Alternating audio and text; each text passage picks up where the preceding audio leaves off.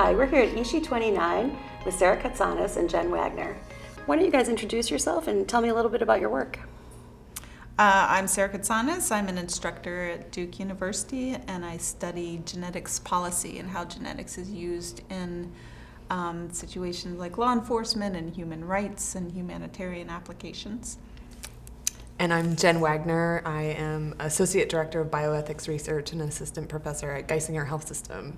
So my work historically has been all things DNA and law and policy with, human rights interest really at the heart of everything. Mm-hmm. Excellent. You guys both presented here at Ishi 29. Can you tell us a little bit about what you were talking about? So this summer, there was a lot of news coverage and a lot of conversations around the Trump's zero tolerance policy that was enacted in April, which escalated so that by June there was some public outcry, some being an understatement maybe. There was anger among the public, there was anger among the community, and a call for the use of DNA. Jen and I at that time connected, and because we worked together on a lot of different projects over the years, we connected and said, let's write an op-ed around why aren't we taking DNA instead of children? We should be able to keep families together, and as balances go, it's better to take DNA, in our perspective, as a privacy risk and all of these concerns than it is to harm the children by removing them from people that they know, whether Absolutely. They're biologically related or not. So we wrote that op-ed, and then things escalated from there to where the zero tolerance policy was rolled back, and families were no longer going to, or at least parents were no longer separated from children. But by that time, there were a lot of kids already displaced from their families, and DNA was again called upon for reunification. Then that was rejected, but the administration then was using it anyway, for at least they announced that they were using it anyway, but with little transparency and little understanding and release of information to the public, leaving Jen and I, who are experts in immigration and genetics and applications of DNA, talking to the media continuously, talking to policymakers, and trying to clarify things, try to correct misunderstandings, fill in some of the backstory and the precedent for how DNA is used, explain the difference between STRs and Ancestry.com, I'm sure and all of these issues. And we were just pulling our hair out because we didn't have all the answers either, and we had to speculate ourselves around what was being done, what the legal authority was to do it, what the ethical protections were, who has access to this information. So by midway through this process, we said, you know what, we should talk about this at Ishi. We need to have this as a conversation, at least as a touchstone, because by the end of the summer, by the end of July, there was so much anger, and DNA, we felt, came out as a negative among the public, and that's what we wanted to bring. Right. So we've earlier today talked about some preliminary research that we had done to actually, take the media coverage about this situation over the summer and try to make sense of it, right? So we analyzed the content of the articles that we were able to find, as well as tweets. So the Twitter discussion, and to try to get the details, if there were any, and make sense of what was there to try to inform, future policy discussions and the like. So that's what we presented, and hopefully it was helpful. No, I think that's fantastic. I know you both wrote a blog for Ishi, which we really appreciated, that talked about misconceptions, because I think there are so many in the public. Because this is a public video, and people will be watching who maybe don't understand everything that's been said about it. I know there's confusion. 23andMe, MyHeritage, a number of commercial sites offered kits for DNA testing.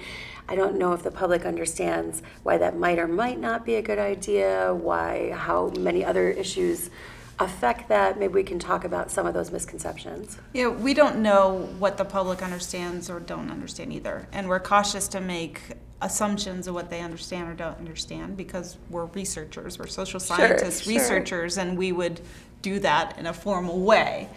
So what we can do, and what we did try to do in the last couple months, was to, like she said, pull the news sources, pull the tweets, and chronicle, this is what we see as a conversation where the misconceptions may lie. We're not entirely there. Okay, It's been okay. 2 months.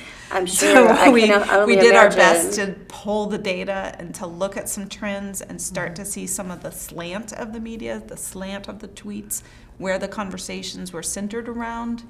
How much And data? that's where we are now, and we Okay. presented that, and we over the next few months, we will break that down further to look at where the misconceptions lie, what's truth, what isn't truth, where is there just lack of information, and that stems more questions and more misconceptions. Right. And I think one of the things that's important for us is recognizing how all of this ties together, right? So the understanding of what's being done in a forensic setting or in this border setting is going to influence people's willingness to participate in medical genetics research, you know, so it's not just confined to the forensics community. And so understanding what is happening and then trying to communicate to that public so that we can have an informed discussion about what their concerns are, what their understanding is really important to us. So we, I think you asked what were our data, How right? much data? Like, it seems like there could be unending Right. amounts of, yeah. Right. So we started with doing a check on the 5 major U.S. daily newspapers from this entire time period. So from 2 June months. 1st to July 31st, which was really when this was taking place. So we started there, and what was interesting, I thought was interesting, was that there was a complete lack of conversation Really? about the genetic aspect of this. Oh, there was yes, nothing. You're right, yeah. And so then we dug a little deeper, and we used 2 other databases to actually look at a wider range of news sources. And I think we ended up with 70 articles that we then coded and did content analysis on, as you mentioned, on the just an overall kind of view. Is this a neutral article, or is it pro or anti immigration, pro or anti zero tolerance policy, and then pro or anti DNA? Okay. Testing was just the preliminary kind of check that we wanted to do, and we were able to finish that before this conference. But then what we need to do is actually go into an in-depth analysis of, okay, well, we know which articles had a lot of discussion about those issues, and now we need to see, did they hit the mark? I mean, were they talking about relevant information? You know, because one of the aspects that I'm interested in is the legal authority for what was being done, and we can't say whether they crossed the line, whether the government crossed the line or not, because we still don't know what statute or regulation they're relying upon to Okay. give them the authority to do whatever it is that they did. The details are still missing, and so, you know, we'd like to go in and see what's being talked about in terms of just the perception of whomever's talking to the reporters about what's relevant and what's not. The Flores settlement has been discussed over and over in the articles. And what's interesting about that is that settlement agreement itself did not talk about DNA testing at all. It certainly didn't mandate DNA testing. What it did was it talked about the protections that need to be in place for children, taking the best interest of the children into account, and the actual length of time that children could be detained. And so trying to unpack all of these issues is going to be an important part of our future research here. And our interest, at least right now, is less so what the public misunderstands and more so what experts misunderstand. We did our best to inform the media that contacted us, but not all the media contacts us. We're not everyone. So the media contacts a lot of other people too. Sure. A lot of those people had partial information. So it's not that they were feeding wrong information to the reporters, but it was partially informed. And that's where we hope that highlighting that won't just call out our colleagues, but also say, okay, so we need more of a discussion. We need less reliance on people that are partially informed but thoughtful and scholars, and more involvement from the forensic community as well. To Absolutely. say, I know what they're doing. Right, the I experts, know yeah. how long it takes to do it. I know how much it costs. I know who has the authority for oversight of this kind of testing. This is where we wanted to make a statement here at ISHE to say, forensic community, it's on you too. It's not just on us, the people that think about these topics all the time. It's also on you to take some ownership and inform the public. And what would you like that discussion to look like, or what points should it include based on what you've seen so far?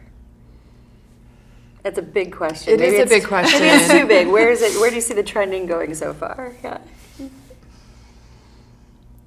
It's a difficult question to answer because I'm not in their shoes. Sure. And I think that the forensic community, there's private sector, there's instrumentation people, there's people selling reagents, and then there's the law enforcement and the people who serve the law enforcement, and there's the government laboratories.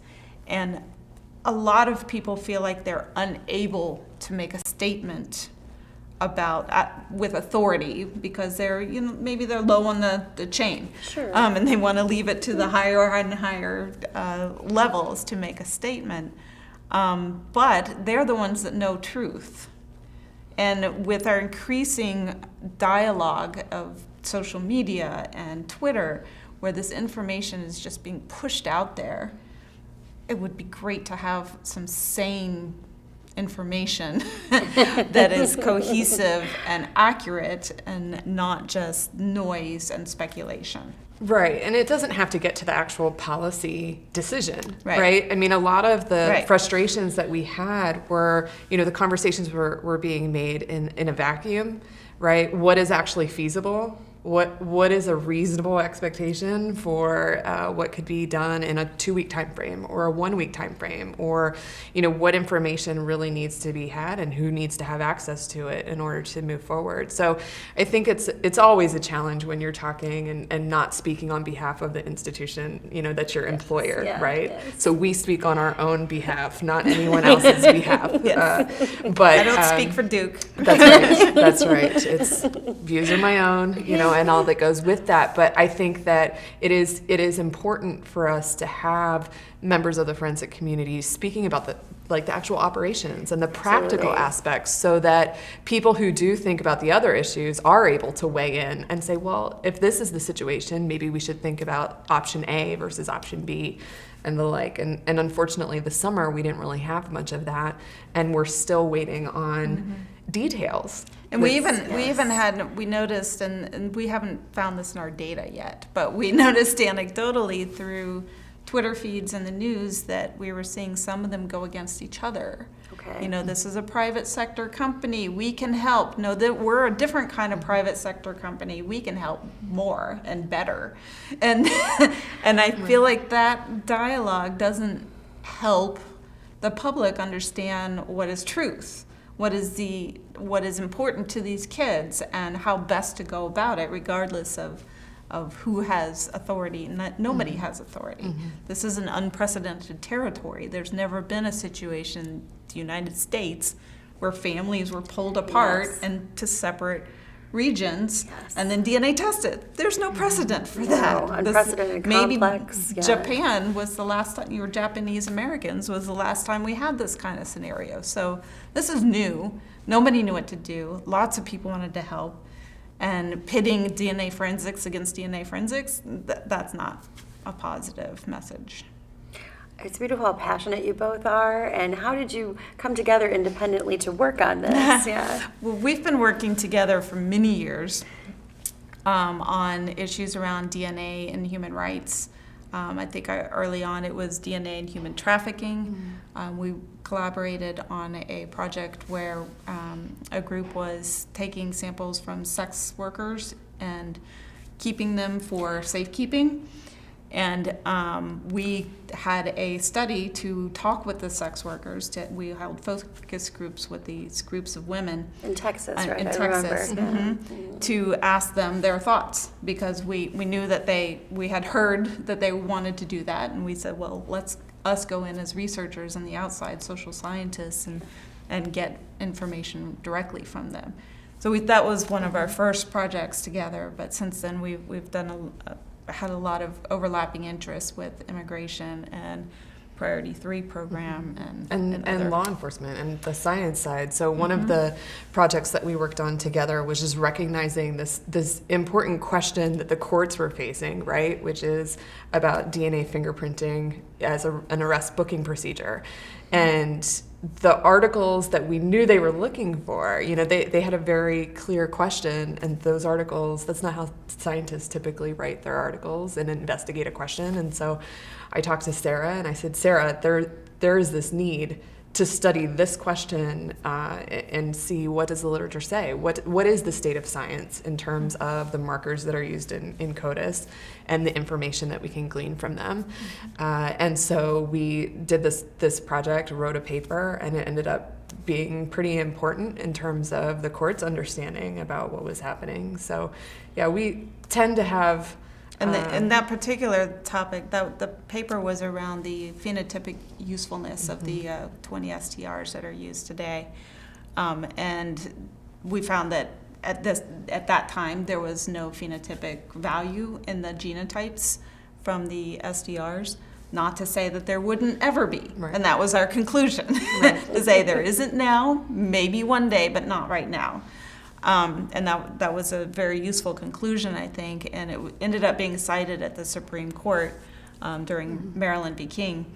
And that we actually attended that together because we both have followed the Maryland v. King very closely, because she was actually on the opposite side of me in the thoughts and opinions, where I did not want arrestee samples to be collected and retained, and she thought it was fine.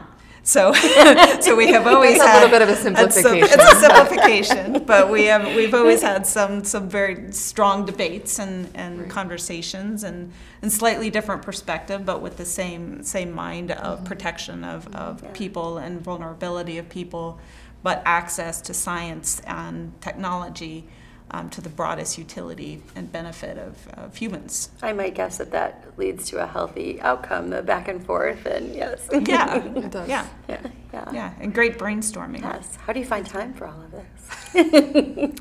One of our slides, the slides I put up today has our text exchange, because I texted her and I said, why aren't we taking DNA instead of children away? Should we write an op-ed duly titled? And she texted back at like 3 a.m. All caps, yes. I'm in the phone, yes. 3 a.m, yes. And we'll make time. So we make time. And I said coffee first. Right. So always coffee, and then let's talk. And so we just make the time. That's right. I mean, a lot of this happened while we very rarely take vacation, or I very rarely take vacation. I go once you a go year. in the summer, so yours is at least confined. But I was taking a long weekend for my birthday, and of course, that's when all of this hit its like escalated moment. And so, we tag teamed the media. Like, you talk to this one, I'll do that one. That's right. And then, you end up taking the phone calls while you're on vacation because you have to. You know, when you're needed, it's in that moment, and that's what you do. So it's been great working with Sara, and I love to work with Sara. And yeah, it's my favorite thing to do is to collaborate with her, because she's the lawyer and the logic behind my passion. So she can correct me and say, well, technically, like, oh, well, okay. It's a good marriage of it's fun. Well, what's next for you guys? So I just got a grant from the NIH to study genomics, biometrics, and identity. Okay. Which is a loose term for immigration and how the various ways that genetic information is used in immigration. Okay. The context that we talked about today, also with the missing migrants and how DNA is used to identify people who cross the border and go unidentified. And also ancestry, use of ancestry at borders to make claims of where they're coming from. So all those things are on the docket for the next 3 years, and she's one of the consultants, along with many other forensic scientists and people outside of forensics as well. Mm-hmm. Yeah, and I'll just add to that and say some of the other aspects of the research that I'm doing, in addition to what Sara had been saying, it focused on kind of these conceptions of genetic exceptionalism, genetic determinism, and how they influence the attitudes about public policy positions. So that's an interest of mine, including these notions of non-traditional health data sources, right? If we live in this world where everything is potentially informative in some way, how can we do that in a way that's going to align with people's kind of interests and their concerns about who has access and what they're doing with this information and the like. So my work continues to span the space of the forensics and the consumer DNA and some of the health related aspects as well. Very interesting. And I love that you are talking to people about it so it gets out there in the media so anybody can read about it and learn more. I think that helps to educate people, beyond the groups that are actually working on the problems so that they can advocate for what they believe in. So, final question. What brought you to Ishi? Why was it important to present this here? Well, I really think it's on the forensics community to have a stake, to be informed for one, but to have a stake in the conversation so we really wanted to motivate the Ishi attendees, the people attending Ishi, to be empowered to talk about DNA and correct misunderstandings, but in a civil manner, in a way that is not necessarily through scary tweets that are slanted one way or the other. And still evaluating them. And everyone comes to the table, and I think in the forensic community, with a political bias and opinions and thoughts, and wherever those are, most of us still want family to stay together. And we want children to be respected and cared for. So with that notion, I hope that people are empowered to add to the conversation in a positive way. Absolutely. I'll echo what she said. What she said. What she said. But just really, I think, one of the things that's important for me in my research is always taking it to the audience that needs to hear it, right? Mm-hmm. So if that brings me to Ishi, that brings me to Ishi. If it brings me to another, organization, so be it. Last week I was doing a continuing legal ed class for attorneys. Okay. So it's just, whatever audience needs to hear that message or to learn about whatever it is that happened. And these are issues that matter to all of us, whether you're in law enforcement or forensics or not. So I'm sure we'll talk about it in other circles too. Right. Yes. Next year, the American Society of Human Genetics will be holding a meeting, and we hope to bring some of this to them. Great. Because we feel like there's not enough overlap between DNA forensics and the DNA applications in human identity and the use in human genetics, which is largely focused on medical genetics, but it should be broader. Okay. So we hope to have a lot more cross-disciplinary conversations, because especially this summer we saw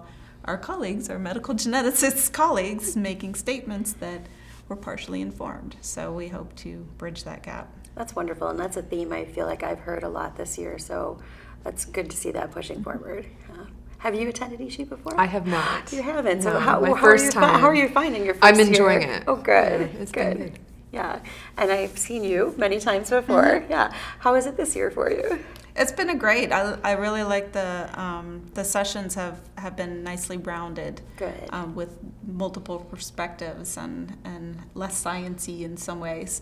Some of them not enough sciencey, but others it's brings it home, and I really like to see different perspectives out there. Yeah. How'd you like the keynote? It was great. Yeah. Terrifying. Mm-hmm. I mean, wow, this is the future. It's here. Yeah. Exactly. Yeah. Anything we missed? Anything else you want to make sure that we include? I don't think so. so. Yeah, I don't think so. It's just continuing to think about genetics as an option. It's always the implementation as to whether it's gonna go well or go horribly awry. And so, to the extent we can be proactive and prevent that, great. To the extent we can think ahead and think about the implications before we do something, great. So I'm just fortunate to have the opportunity to be here and talk to people, because there are some really great, passionate people who are concerned about these issues and, want collaborators. So, Yeah, Thank it's an you. amazing group, and we're very lucky to have you guys here. Thank you very much. Thanks. Thank you.